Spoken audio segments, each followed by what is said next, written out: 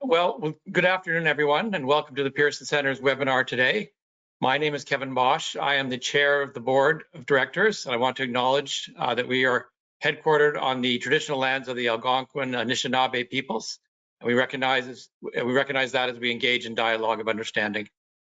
We've entitled this webinar, Economists Discuss Canada-US Relations.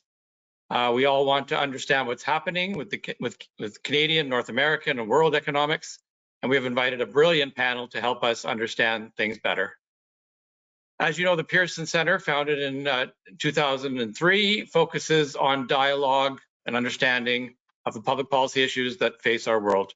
We host a range of events and conduct research to advance this understanding. So without further delay, let me introduce our impressive panel very briefly. Jim Stanford is an economist and director of the Center for Future Work based in Vancouver.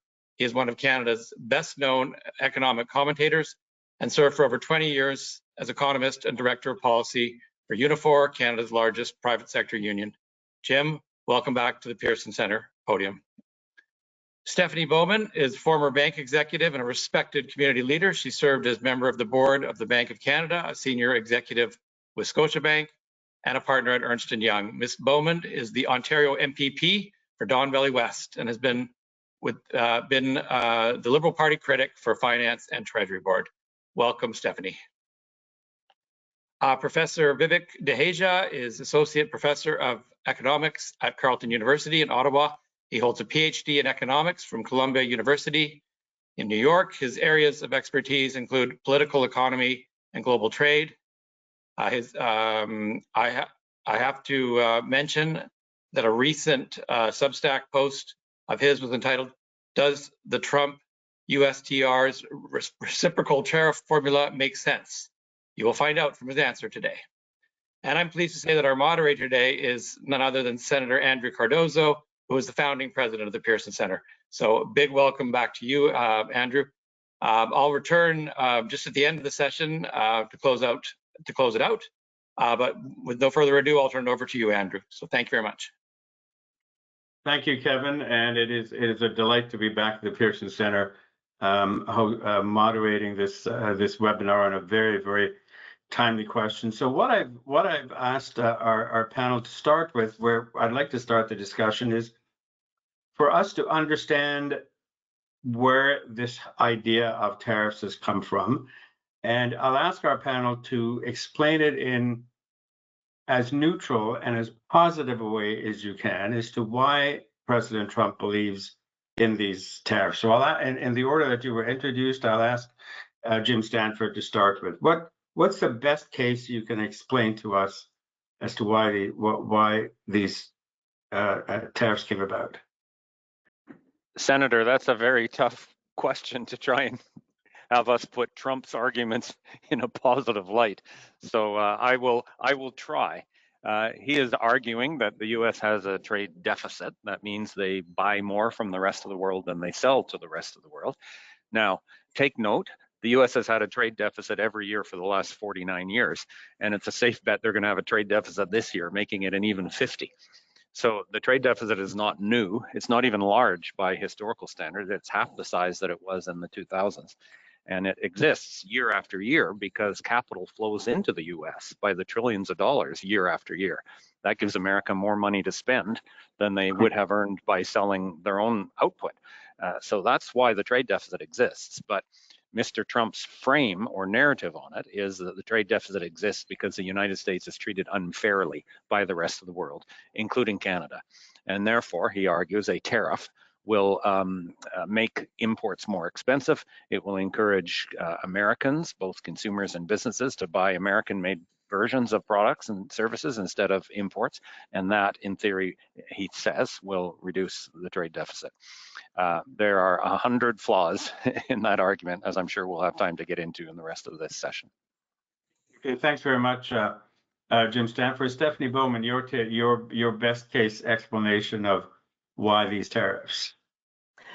Yes, well, I think Jim framed it well. That if we could answer that question, we would all be probably very rich and doing something else. I don't know. We'd be foreseeing the future here. I think when you think about what this could look like in 4 years, that's really what we need to be thinking about. What is the president trying to accomplish in this term? And as Jim said, he has talked about that the U.S. has got a trade imbalance, and he wants to fix that. And he's also framing it in the context of bringing jobs back on shore to the U.S. How does he bring manufacturing jobs in particular back into the United States? Onshoring things that have been offshored in the last number of decades, as the world has learned, I would say, in a smart way, that global trade is actually a good thing and that it benefits multiple economies around the world. And so, the fact that he's got this view now that bringing jobs back into the U.S. that are being done at frankly cheaper in other countries, and therefore reducing the overall cost and price of goods for consumers and businesses and others, is somewhat of a puzzling position to take. And obviously we will be talking more about it, but certainly I and others are watching in provinces like Ontario, which are heavily dependent on trade with the U.S., what that is going to do to jobs here. And that's certainly a very big fear of workers and families. Yeah. Professor Dehejia, your take on why Mr. Trump has brought in tariffs. Yeah, thank you, Senator. Andrew, it's great to be here, and I want to thank the Center for inviting me. So, with all due respect to my fellow panelists, I don't think it's that hard to figure out where Mr. Trump is coming from. He's not a believer in sort of classical economics, type I was trained in, where trade is mutually gainful. He has a mercantilist zero-sum view of trade. So in Trump's world, if the U.S. runs a trade deficit with any one of dozens or hundreds or 100 bilateral trading partners, he thinks that's a loss. And he says we're being ripped off. In fact, I saw one of his pressers where he said he sees the trade balance as a profit and loss statement. Now think about his background. Yes, he does have a degree in economics from the Wharton School, but he was a business person. And in that world, the world he comes from, transactions are zero sum. You either get that piece of property to build your hotel or whatever it is, or you don't. People make this analogy to poker. You're playing poker. There's a fixed pot, and the more you win, there's the less that the other guy can win. So he's coming at it from a mercantilist point of view. And I would say, if he had focused and I'll be maybe a little provocative here, if he had focused his tariff tirade or war or barrage, whatever you want to call it, principally on China, I think there would have been much more sympathy in the rest of the world, rather than attacking all of us, throwing us all in the same boat. Because the Chinese too are mercantilists, Andrew. They also have a zero-sum view of trade. They want to run large surpluses to build large reserves of US dollars. They do keep the value of their currency unfairly low. They have all kinds of opaque barriers to trade that keep goods out. So I think it's fair to take on China, whatever word you want to use. Whether tariffs are the best way, that's a different question. Yeah, do you mind just explaining the term mercantilist? Oh, sure. So mercantilism is a theory that that predates modern economics. So it was David Ricardo who first showed back in the the early 1800s that trade is mutually gainful. Even if you're better at doing everything, you have absolute advantage in everything. There's comparative advantage, and that was this famous England and Portugal exchange cotton and wine. But mercantilism is this theory that, and here's another fundamental point: free market economics, which I'm certainly a strong proponent, and free trade and free markets only work in a world of peace. If you think that all of your allies, your so-called your partners, could be enemies in a war that could break out tomorrow or next day or next year, then why would you want to be in a situation where, say, hypothetically, you build your own guns and you have to import the bullets, and then a war breaks out, and then the flow of bullets stops, obviously, from your former ally, now your enemy. So in the mercantilist worldview, it's a very bleak view of the world. The world is essentially at war. Everyone wants to amass as large a surplus, as large a war chest as they can, to keep ready to go into battle. And so running trade surpluses on that view then is all you can do, is the best you can do in a world that's not peaceful, in a world that's sort of on the brink of war. So let's talk about where things stand today. So as I understand it, we now know that the tariffs are limited to the auto sector, steel and aluminum. What are the effects of this on our economy? And Professor, I'll ask you to start. Sorry, did you want me to comment on this, Andrew? Yeah, please. Sure, yeah. No, so I believe we still actually have the 25% so-called fentanyl tariff. So it's not just the auto, steel, and what is it? Auto, steel, and but we still got the 25%. Aluminum is the other one, but you're right. Thanks, Jim. The fentanyl tariffs are still on, and there's some exemptions. There's some exemptions if it's USMCA or CUSMA compliant, as we call it. So that's, and I believe the latest numbers, and someone can perhaps correct me if I'm wrong, I think almost 60% of our goods trade with the US is not at USMCA or CUSMA compliant, not because it couldn't be, but because there's a lot of compliance effort involved in actually doing all the paperwork to meet the rules of origin and so forth. So many companies, particularly smaller enterprises, say, hey, I'll just pay the low, low tariff rate, which will be cheaper for me than actually going through the exercise of hiring lawyers to get the USMCA or the CUSMA compliance. So we're still in a bad situation, and then the walking back he did yesterday doesn't really affect us because we didn't get this so-called baseline. We already have the 25%, and they've said that if Canada satisfies him on fentanyl, which is strange because there isn't much that comes from Canada, and migrants or whatever, that would drop to 12, maybe it would drop to 10, but it's honestly hard to know. But already, I'll just say this before I close on this, we're already seeing the effects. Already auto plants that we're going to open in Mexico, for example, are not going to open in the US. I believe we have a Stellantis plant here in Ontario that laid off their workers for a period of a couple of weeks. So we're seeing the hit already, Andrew. Thanks. Jim, I'll just ask you to add your thoughts on that question about where we stand now. Yeah, the tariffs themselves, Vivek has covered. We've got steel, aluminum, and auto all at 25% in place. We've got the so-called national emergency tariffs that Trump imposed weeks ago, and then exempted anything that was USMCA compliant. But there are a lot of products that are getting that tariff now. The bigger impact, frankly, Andrew, is not so much the tariff itself, but just the enormous uncertainty that it has created in the minds of businesses of any nationality. Frankly, nobody knows what Trump is going to do tomorrow morning. So how can you invest, millions or hundreds of millions or even billions of dollars of capital in a business when you don't know what the world is going to look like? So I think we're going to see some very negative results on business capital spending in the next GDP numbers. We're also seeing huge degrees of consumer uncertainty because people are worried about their jobs, and rightly so, frankly. So they're putting off any kind of major purchases. So the direct hit on export industries will be serious, but it's just the beginning. And we are going to see, I think, a much broader weakness in the overall economy. And frankly, we're also going to see weakness in the US economy. The US may go into recession before Canada, and that hurts us too, because whatever markets we've got left in America will be shrinking if they're in recession as well. So this is a multi-dimensional crisis on a par with the global financial crisis of 08-09, or even the early days of the pandemic. The difference is this one was deliberately caused by one man. That's what makes it so hard to fathom. Yeah, and just explain why the U.S. will have a recession before we do. Well, they've got the uncertainty. They've got the same uncertainty. First of all, I mean, any businesses in the U.S., we've all got whiplash from Mr. Trump's toing and froing, but any businesses in America don't know what they're grappling with.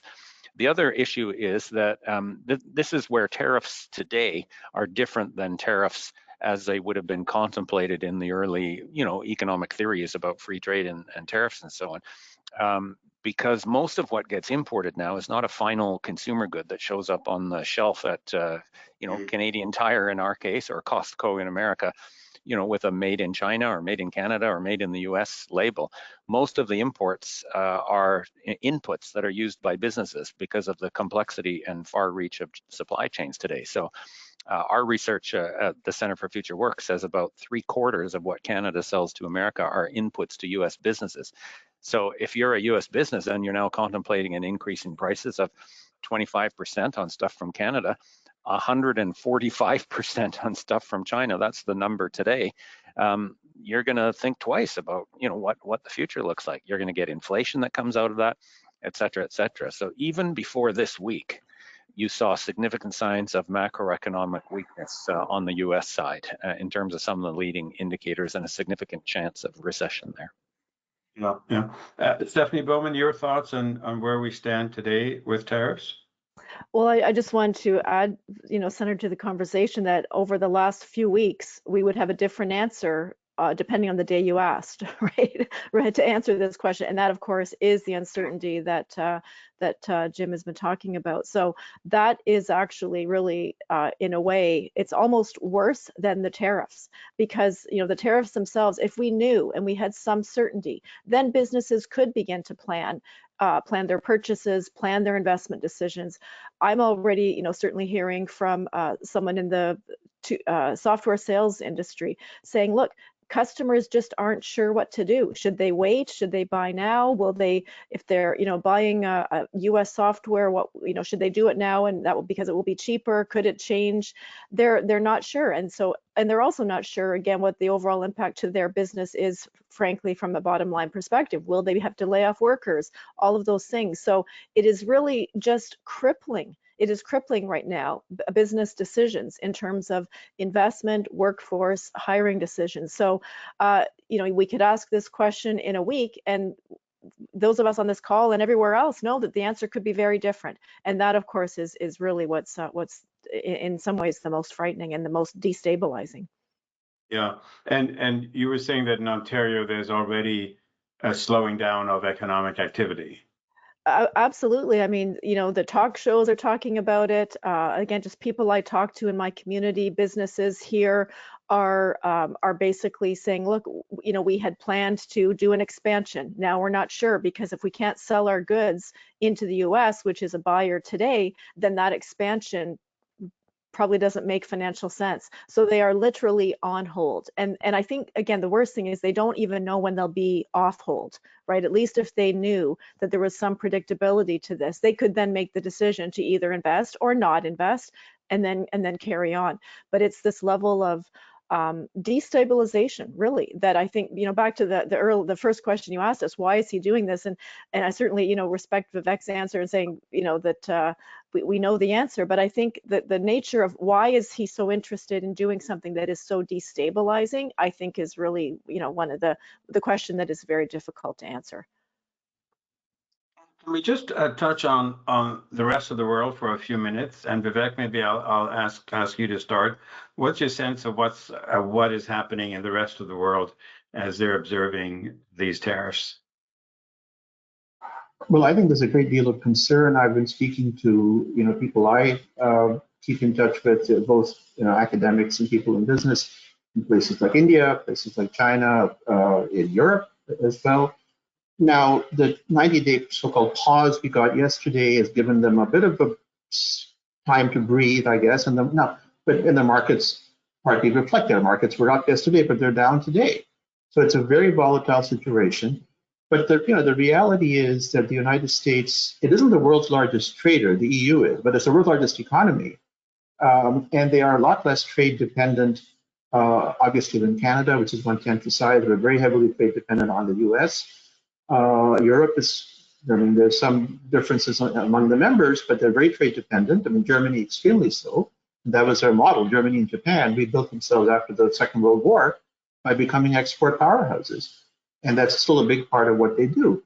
So, ironically, and this is kind of a strange irony, it's countries that were less globalized, a country like India, for example, which also practiced protectionism, until fairly recently, never really fully came on board with the idea of free trade is good for everyone, has I think maybe about 2% or 3% of global merchandise trade. It's a very small number. So ironically, and it's not for a good reason, that countries that are less integrated into the global supply chains. And let me also add that there could be opportunities. So again, to pick India, Apple is going to ramp up the iPhones that they make in India to sell to the US. Now they could therefore invest in more plant in India, as long as the tariffs stay lower than they are for China. So, but again, there's a great deal of uncertainty. So I think the way that it's being seen, particularly in countries of the global south, but also in Europe, is that there's concern, there's fear, there's anger, but also there is the possibility of some kind of opportunity to profit at the expense, say, of China, for example. A country like India would be better protected from tariffs, given that they haven't been trading as much? Well, yes and no, Andrew. I mean, I forgot I think that formula you mentioned in the Substack I wrote, the number for India was very high. I think almost around 23 or 24%, something like that. So now that's been paused, and it's back down to the baseline of 10. But yeah, India is less vulnerable just because they are less trade dependent. And India also has this mindset, like the US, that it's the world's largest country now by population, not GDP, obviously. There's a very large internal market. Why should we bother with trade as much? So I think as a large inward-looking country, and very much like the US, I don't think this is seen as much of sort of an existential crisis as it is for us in Canada. For us, it is an existential crisis. Let's be honest about that. So I think it's a mixed picture. If you look around the world, countries that are trade dependent are extremely worried. Those that, for good or bad reasons, are less dependent on the U.S., I think are a little more insouciant, if that's a word I can use in this context, Andrew. Andrew, could I jump in just to follow up on Vivek's point there, which is entirely right, that countries that are less dependent on exports are in a way less vulnerable. But even Canada is in a way less dependent on exports than we often think. And I think this is an important point for us to keep in mind as we're imagining how we're going to respond to Mr. Trump. We're obviously a trading nation, and exports are important, and 3/4 of our exports go to the US. But on the other hand, look at the makeup of our economy and our employment and our GDP. Close to 80% of what we do in Canada never crosses a national border. In economic terms, they're called non-traded industries. And that includes a good chunk of our manufacturing and resources production. It includes all of our construction. It includes the vast majority of private services and almost all public services. Put those things together, that's 80% of our economy. So by all means, yes, we've got to do everything we can to support our export industries against Mr. Trump, help them survive, help them reorient their production and marketing and so on. But we should also have some confidence that we've got a very strong base here within Canada in our domestic economy. And in fact, those non-traded industries, including public services, will be more important going forward because we'll need them more when our export industries are under pressure. Would you include tourism in that, non-traded services? Well, tourism has a non-traded part. That would be Canadians going on holiday in Canada. It does have a traded part as well, Canadians going abroad or foreigners coming to Canada. So, we're seeing a buy Canadian kind of movement right now in all of our purchases, including tourism. So there will be more, I think, opportunity on the domestic side with tourism. And of course, we're going to continue to attract people from all around the world, not just America, to come and visit Canada because it's great. So conceivably, tourism could do quite well in that more Canadians stay in Canada and do their tourism in Canada. The Americans will keep coming, and as you say, people from other parts of the world are not going to change their plans to come here. So tourism could do well. I think so. I think that's valid. Now, tourism is not a huge section of Canada's economy, but every bit helps for sure. And the other point to remember is one of the impacts of Trump's attacks is going to be a weakening of our currency, and we've seen that already, and I think we'll see more of it. And there are some who will hold that up and say, "Oh, this is a failure of Canada. It proves, we were a basket case before Trump, et cetera, et cetera." That's all wrong. Having your own currency is a mark that you are still your own country, not the 51st state. and having our own currency is going to help us a lot. The softening of the dollar is going to absorb a good chunk of the impact of the tariffs, and it's going to reinforce the motive for Canadian tourists to travel at home and for foreigners of any nationality to come here. So that's another thing that will help us get through. Yeah. Now, in terms of the solutions, one of the issues that is talked about quite a bit is removing interprovincial barriers. Stephanie, let me start with you, since you're in one of the legislatures and certainly the legislature, the biggest province. What do you think it'll take for us to actually remove those barriers? Because we've been talking about it for decades and haven't really gone that far. What's your sense of how we go about it, and will we do it? Yes, of course, it's a very important question.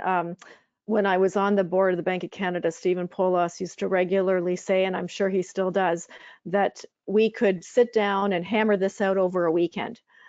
That is, we just need the will. We need the political will to do it.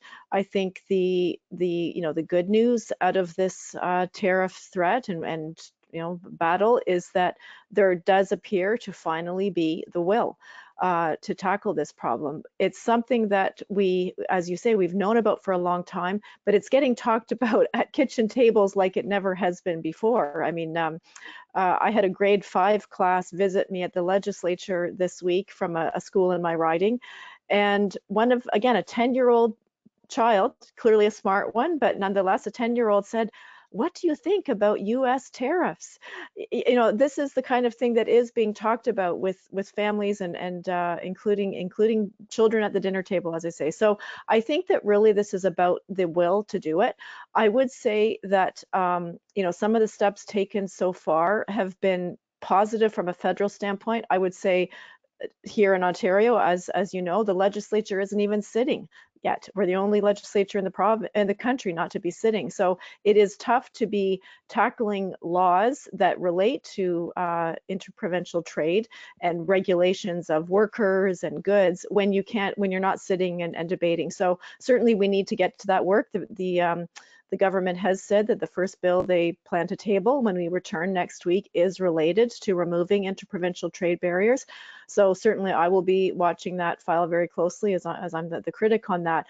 I think though that, again, some of this, the detail around a number of these things is going to be very challenging. The Prime Minister has been talking about whether or not we are, harmonizing or mutual recognition. That is something that I think, again, could be it's a simple principle to say, look, we're going to mutually recognize, for example, social workers or dental hygienists who today in Ontario anyway, there are some exceptions related to mobility for labor for those professions. So to say we are going to now mutually recognize every province based on the credentials that province accepts to be a practicing social worker or dental hygienist, that would obviously allow more labor mobility. But the only act so far that's been passed in the last number of years that I'm aware of related to healthcare workers here in Ontario. How do we allow them to practice or get to be able to practice more quickly? And the act basically said they have 6 months to get their credentials, certified and get licensed. So you think about that. If it can take up to 6 months just to get through a credentialization process, that is very time consuming. It is hurting our productivity. It also creates uncertainty for workers. So I'm absolutely will be supportive of removing trade barriers, whether it relates to goods. But I think the devil will be in the details, as I say, as it relates to, is it going to be harmonization or mutual recognition? We know that, trucking is one of the big industries that's affected by trade barriers. Some of them are for good reason, right? There's safety concerns. Trucks in BC might have to operate differently and, going through the mountains than if you're a trucker in Saskatchewan driving across the prairies. So we obviously need to make sure that safety is front and foremost. But beyond that, perhaps that's kind of the principle that we use to say, look, if it doesn't affect safety, we're going to, again, mutually recognize or harmonize regulations related to all the industries and companies that are affected by the barriers we have. Andrew, I'm going to invite myself in. I'm going to invite myself in on this one again.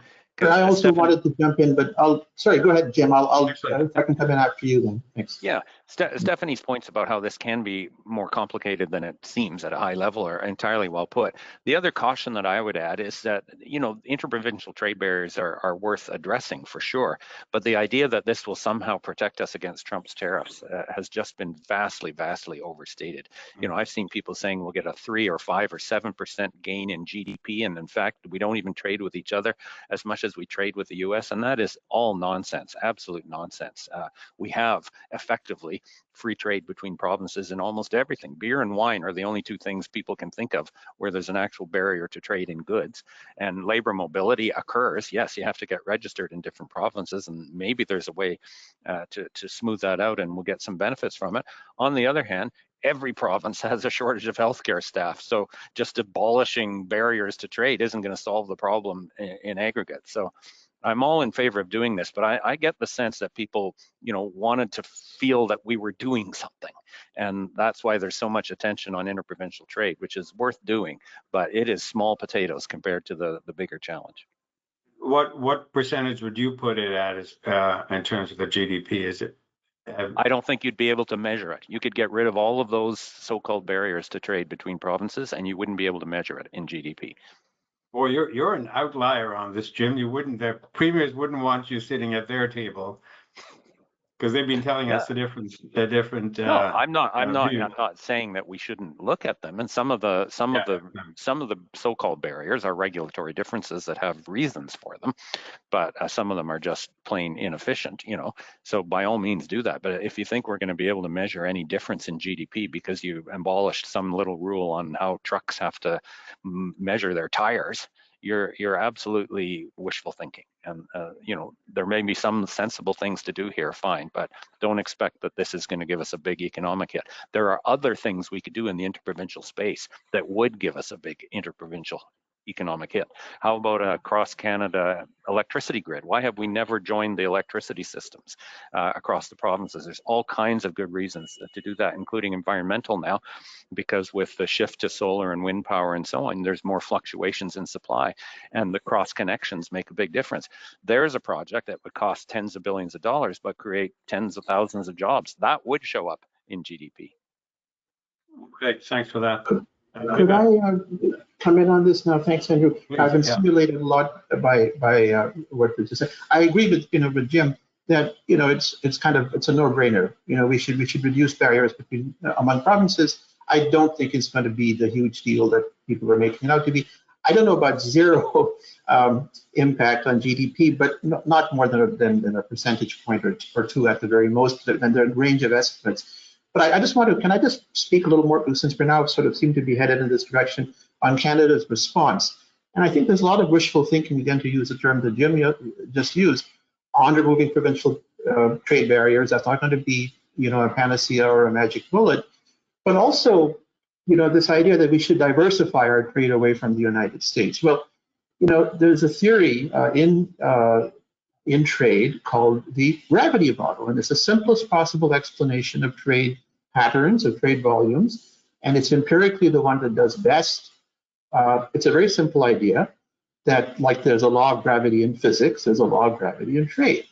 And so what does that mean? That the volume of trade between two countries is a function of their relative mass and the distance between them.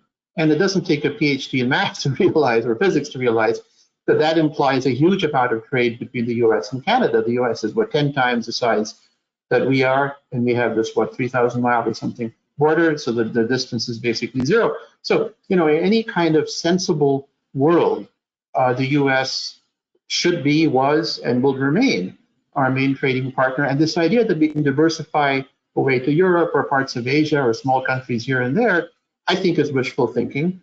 I see, again, maybe I'm jumping ahead here. I think the end game here is actually negotiating with Trump to actually strengthen integration, and he's, whatever you may think of the pause yesterday, whatever you view of that, I think he's set the table now for countries like Canada, not just Canada, Japan, everyone else, to come to Washington and say, here's what we're willing to offer you.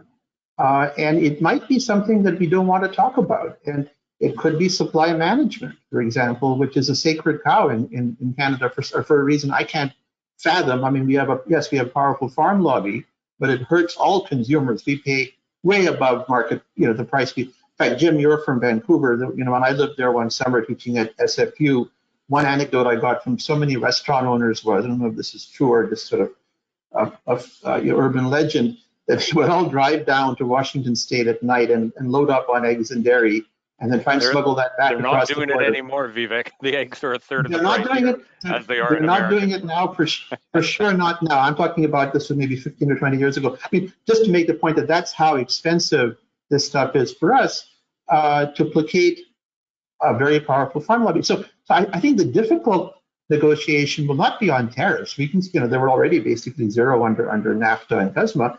It's in other areas.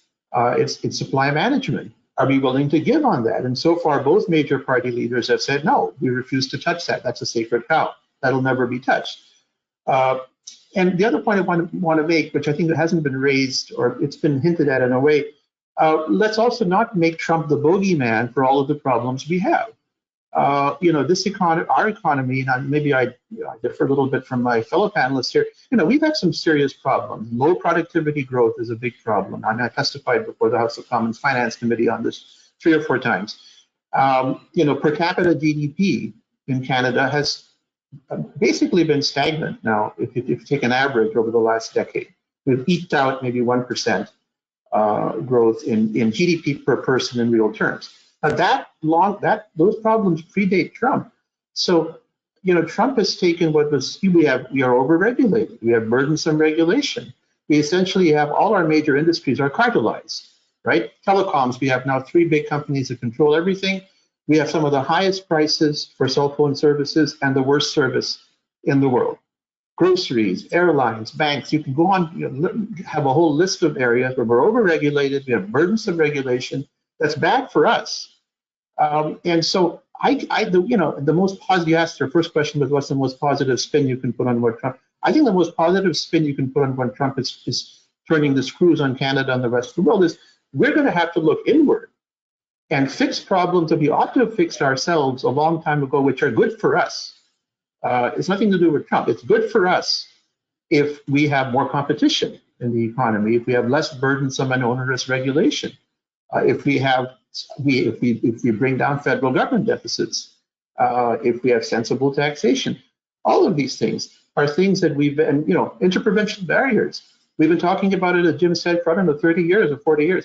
We've been talking about it, since the cows came home, but we haven't done anything about it. So I think now is the time. So Trump, I see as a wake-up call because he's put us into a very parlous situation. Now is the time to fix what we can at home. And we'll deal with Trump separately, but I think let's look inward a bit, Andrew. Okay, that's great, Vivek. You raised a number of issues, and I'd just like our other panelists to comment on a couple of those. So maybe Stephanie, if I can ask you in terms of diversifying trade with other countries, is that something we can and should be doing more of? The answer is yes, but I want to come back quickly though to some of the other points if I could, Andrew, just because there were a couple things I wanted to chime in on. So tourism is an example of where we trade, as Jim was saying, with other countries. The U.S. has been a big part of that, U.S. visitors, but there was some talk on, again, a talk show this week saying that, if U.S. visitors are feeling less welcome when they get here, because of everything going on. So that's there are some certainly soft factors here that will affect that. China, we know, used to be a very big tourism industry, or Canada was a big tourist destination for Chinese visitors. That has fallen off in the last several years since some of the troubles that we've had with China. And that the tourism sector, certainly in Ontario, I've talked to them regularly, has not recovered from that. So there are absolutely things that we can do to draw in other tourists from other countries. That would be an example where we can try to offset some of the losses here. I also just want to come back though to the interprovincial trade barriers as it relates to the impact. And Jim, I want to say I'm really happy to hear you say that in a sense that I feel like we're not having that dialogue about what the impact will be. And certainly when I've been trying to understand this myself, there are not good measures for how we would actually, or metrics for how we would measure what this could bring. But what I will say is that certainly organizations like, the CFIB and others are talking about how businesses are reluctant to spread their wings beyond the province they operate in, because the business environment can be very different. So they have to get up to speed around occupational health things, workers' comp, all of these kind of administrative processes and burdens that really feel unproductive to them, and that is actually deterring them in some ways from growing. So I think some of the impact, if we were to harmonize or again mutually recognize some of those things, could be in that there are successful businesses that could grow. The other thing is that there are certainly businesses who've thought about operating here in Canada, fintechs that I have spoken to in the past, that when they learn of the financial market regulators that operate in every province, say, oh my gosh, we had no idea. In the UK, there's one regulator, access to a much bigger market. Here in Canada, we've got 13 regulators operating to access, and deliver financial services. So there are some really big barriers there that prevent growth, detract from, or reduce our ability to attract investment. And I think those are some of the things that we should be thinking about when we talk about interprovincial trade barriers. But back to your original question, yes, absolutely, we should be looking to expand. Certainly there are the Atlantic provinces are already looking at who will buy their seafood, their fish products, other things, other markets where they're at shows talking to potential buyers. So people are trying to respond and be agile and nimble, leverage existing relationships. But again, those things do take time, and it will be a somewhat medium-term solution, I would say, to the impact that this is all having. Jim, your thoughts on we've talked about a few things in the last few minutes. Pick one or two of the issues you want to address.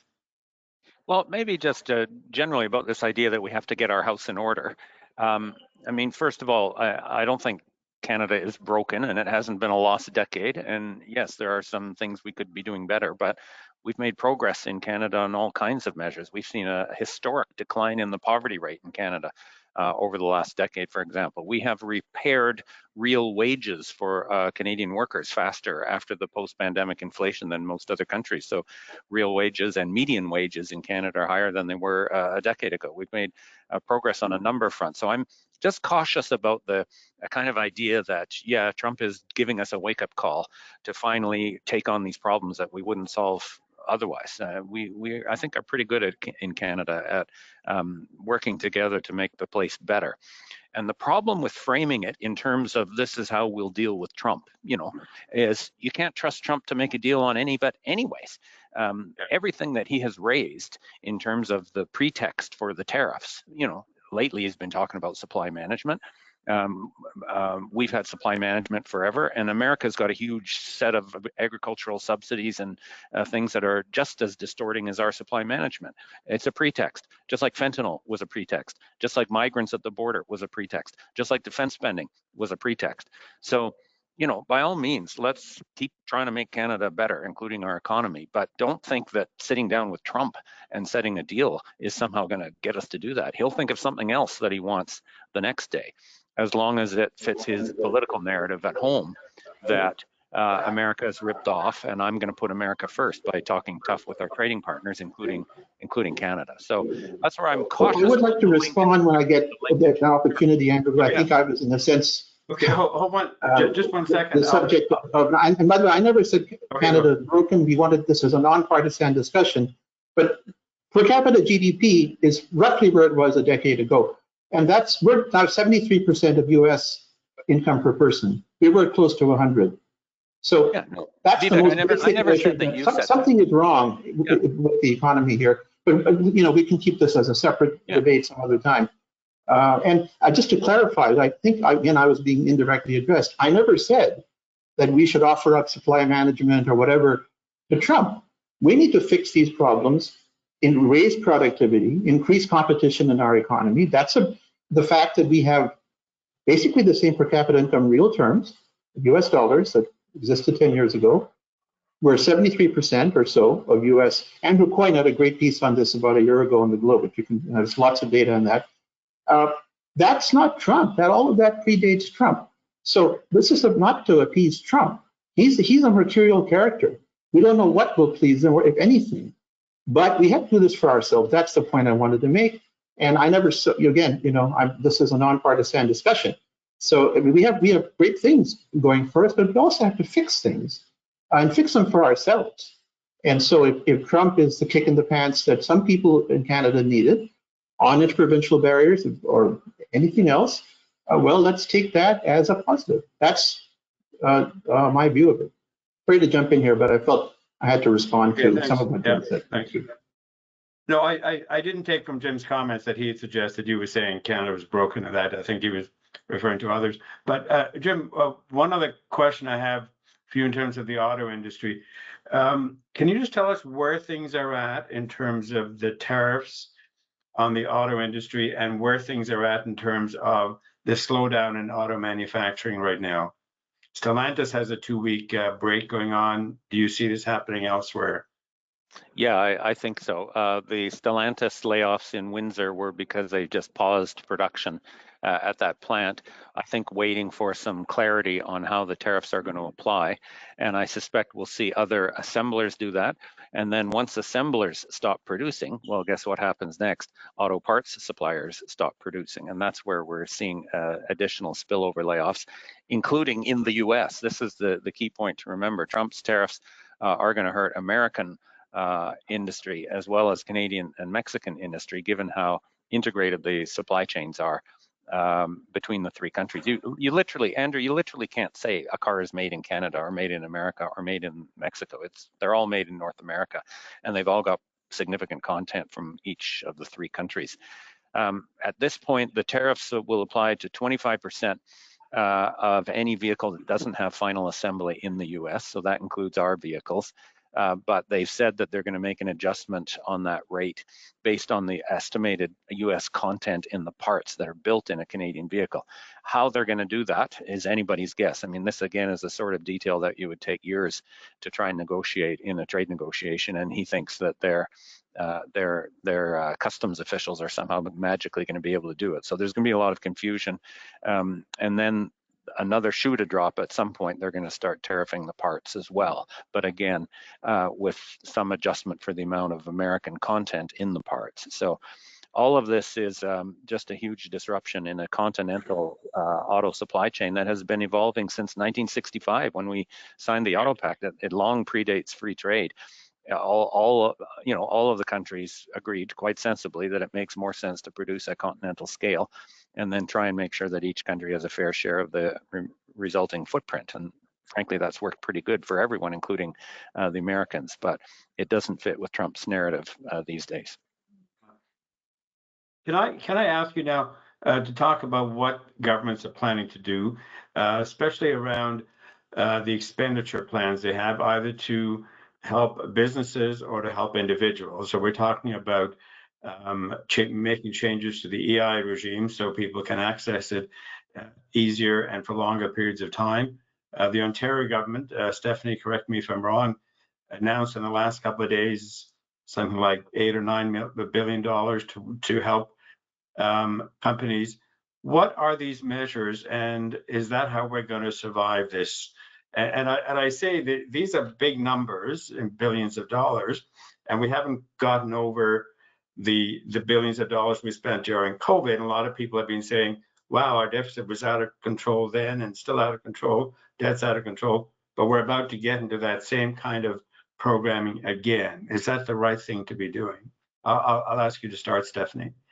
Sure. Yeah. So the measures that have been announced recently by the government were mostly tax deferrals. So there was $9 billion in tax deferrals. So companies will still have to pay the bill at the end of October, I think it is. There was another $2 billion that's basically a return of WSIB, workers' safety premium. So it's really just temporary measures versus permanent things. You know, I've been talking about things like tax cuts for small businesses and corporations. You know, Ontario has the highest small business tax rate in the country, tied with Quebec. So there are things that we could be doing that would offer more permanent relief. And I believe, back to the question about, you know, how we improve productivity in Canada broadly, certainly in Ontario is what I'm most interested in, but of course I'm interested in Canada as well, is to make sure that businesses are investing in things that make their companies more efficient. And so giving them some of their taxes back, that is actually what they say they would do. They would invest in their business, they would retrain workers or hire workers. So those are things that can actually be both, you know, to Vivek's point, things that we can do to improve things here. The other thing I would say is that we need to be looking more broadly at things like the power of procurement. A government contract is worth way more than a government grant, and it gives companies, like Canadian companies, Ontario companies, credibility as they try to go to other markets to sell their goods. If you can say, yes, I already sell my software, my product, my service to, you know, to my provincial government or my federal government, etc. So that is something we absolutely should be somewhat more focused on. Ontario spends about $30 billion. We don't know actually how much of that is you know, in Canada or to US or other companies, but we should know that number, and we should be talking about what the impact could be. The other thing is infrastructure. You know, there's a significant infrastructure here in Ontario related to roads and bridges, over $50 billion around the province.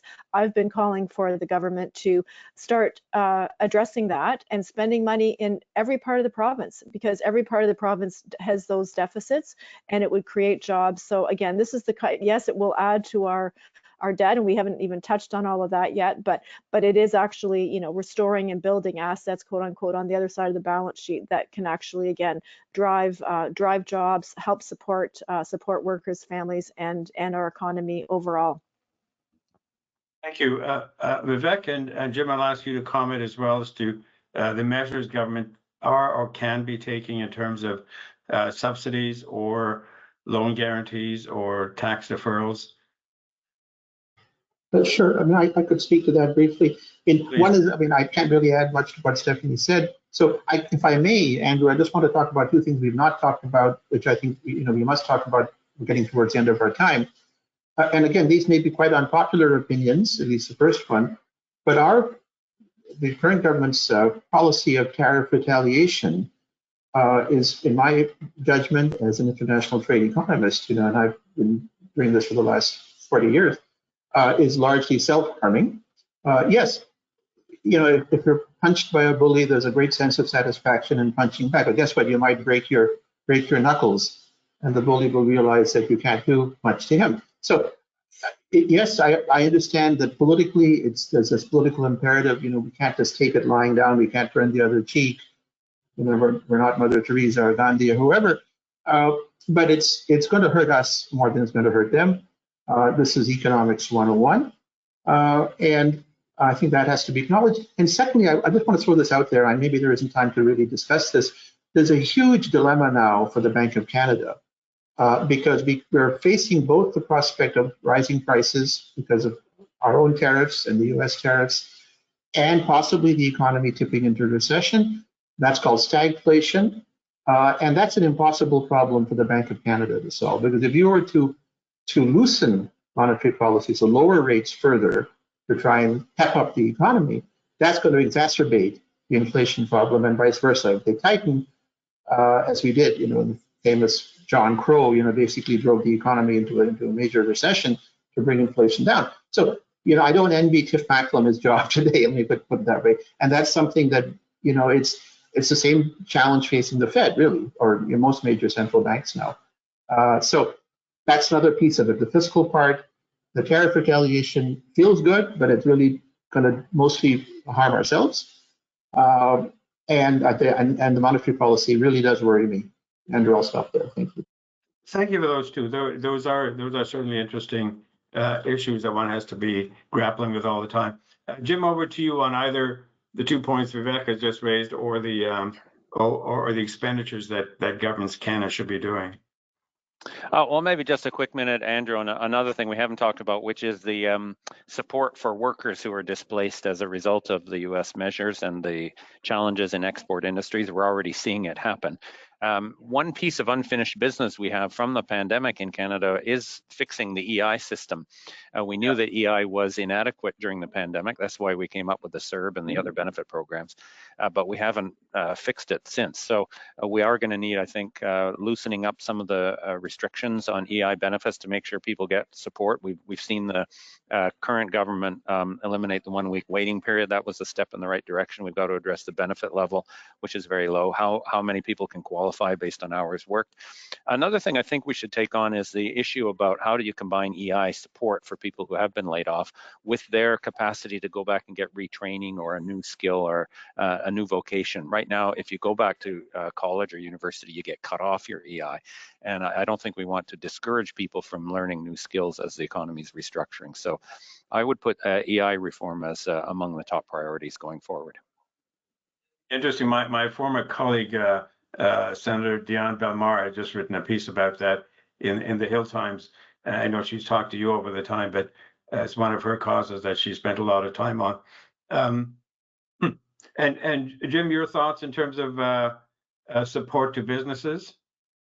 Oh, we're going to need that for sure. The export companies are going to need support to, first of all, survive the next year or two, and then reorient their production and marketing to try and hit up the new markets, including, to the extent that we can, other trading partners than the U.S. and the Buy Canadian market, which seems to be flourishing quite well. Yeah. Terrific. We've got about, if anybody's got a 20-second comment before Kevin boots us off, this is your chance. Stephanie Bowman, 20 seconds. Any last comments? I guess I would just say this has been really helpful, because I think there are great minds in Canada who are thinking about these challenges, and I certainly agree that we need to support workers, but I think also we need to make sure that people keep working. People want to keep working, and if it's in a new trade, I absolutely agree with Jim that we want to encourage that. And I just want to say that again, I think we need to be having dialogue regularly amongst government, thought leaders, as well as businesses and employers, to make sure that we are tackling this together and getting things done faster to again support our overall economy and minimize the damages from the U.S. tariffs. Super. I just add in my 10 seconds, Andrew, that this has been a great event. It's been wonderful chat, having this dialogue with you, with Jim, with Stephanie. I've learned a lot from it, and I think we came from different sectors of the economy in some sense. So it was, I think, very, very informative and rich for me as well. Thanks to you, Andrew, and the Pearson Center. Thank you, Jim. I agree. Thank you, Andrew and Kevin and the Pearson Center for hosting this, and Vivek and Stephanie for your words of wisdom. And we're going to need a lot more of this dialogue going forward. You're quite right. I've really, really enjoyed this. Thanks so much to all three of you.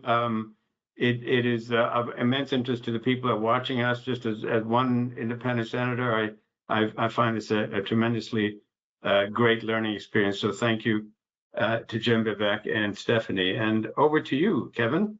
Yeah, thank you for hosting this. Well, I have not much more to add. I just want to thank all three of you for a very thought-provoking and interesting conversation. So thank you very much for making time for this. I learned a lot, and I think I have a lot more left to learn. So we may call you back later on to do this again, unfortunately, in a few months, because I don't think this issue is going to be resolved anytime soon. But thank you very much for your time, and thank you, Andrew, for being a wonderful moderator, and I really appreciate everyone's time today. So thank you to everyone who joined us for this webinar and making time. So on behalf of the Pearson Center, thank you very much. Thank you. Excellent. Thank you. Bye-bye.